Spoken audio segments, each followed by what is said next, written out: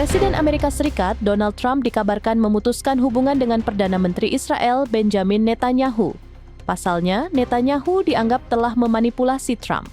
Menteri Urusan Strategis Ron Dermer, rekan dekat PM Netanyahu, melakukan pembicaraan dengan pejabat senior Partai Republik.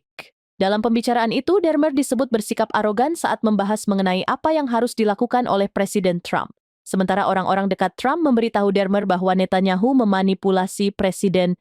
Trump pun disebut paling tak suka tampil sebagai seseorang yang dimanipulasi. Kesan ini menyebabkan Trump memutuskan kontak dengan Netanyahu. Menurut sumber, kondisi ini bisa saja berubah. Surat kabar Israel, Hayom, mengungkap memburuknya hubungan pribadi dan kekecewaan antara Netanyahu dan Trump. Netanyahu dianggap frustasi dengan Trump. Sementara Trump juga disebut kehilangan kesabaran dengan Perdana Menteri Israel. Trump disebut akan maju di Timur Tengah tanpa Netanyahu.